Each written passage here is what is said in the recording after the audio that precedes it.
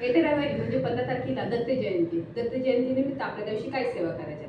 त्या दिवशी आपल्याला महाराजांच्या मूर्तीवर म्हणजे स्वामींच्या मूर्तीवर आपल्याला अभिषेक करायचा. ज्यांच्याकडे फोटो असेल त्यांनी फोटो गंगाजलनी किंवा गुलाबजलाने पुसून काढा. पण ज्यांच्याकडे मूर्ती आहे त्यांनी या दत्तगुरूंची जरी मूर्ती असेल त्यांनी प्रथम पंचामृतीने अभिषेक करा. अभिषेक करताना तुम्ही श्री स्वामी समर्थ श्री स्वामी समर्थ मंत्र म्हणा.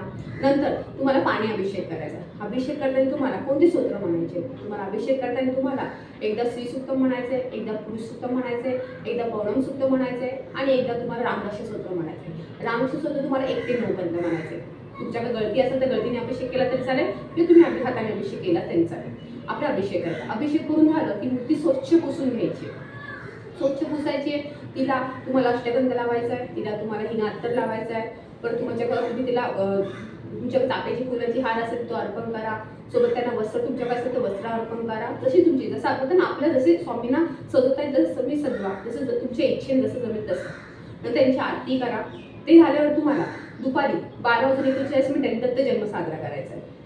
आपल्याला कसा करायचा आहे? तुम्हाला त्यावेळेस तुम्हाला 12 वाजता म्हणजे किंवा 12:15 वाजता तुम्हाला गुरुचरित्रामधला 4था अध्याय वाचायचा आहे. 4था अध्याय वाचायचा. 4थ्या अध्यायामध्ये तुम्हाला 43 होईपर्यंत वाचायचे. बाळगत झाली त्यापर्यंत वाचायचे म्हणजे बाळ जन्माला आहे तिथपर्यंत तुम्हाला 43 होईपर्यंत वाचायचे. आणि नंतर तुम्हाला 12:39 तुम्हाला दत्तगुरूची आरती घ्यायची, स्वामींची आरती घ्यायची, गणपतीची आरती घ्यायची. तुम्हाला जसं जमेल तुम्हाला जेवढ्या आरती घ्यायची तुम्ही घेऊ शकता. पण स्वामींची दत्तगुरूची आरती नक्की घ्या, गणपतीची आरती नक्की घ्या. हे तुम्हाला करायचं आहे. आणि तुम्हाला अवधूत चिंतन श्री गुरुदेव दत्त असा मंत्र जप तुम्हाला 3 वेळा करायचा आहे.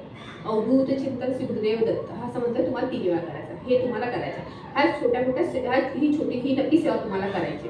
सोबत तुम्हाला दिवसभरात जमलं त्या दिवशी श्री स्वामी सारावून एक पाठ करा. तुम्हाला गोकष्ट जाऊन स्तोत्र जमलं तर ते वाचा.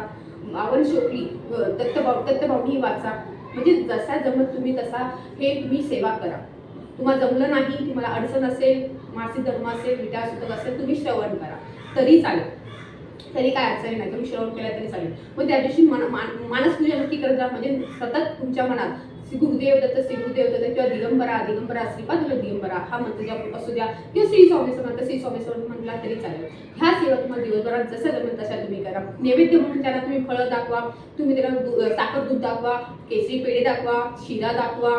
जो समेल यथाशक्ती तुम्हाला जसं जमेल तसं नैवेद्य दाखवा. त्या दिवशी आपला उपवास असतो. तुम्ही मठात मंदिरात नक्की जावा.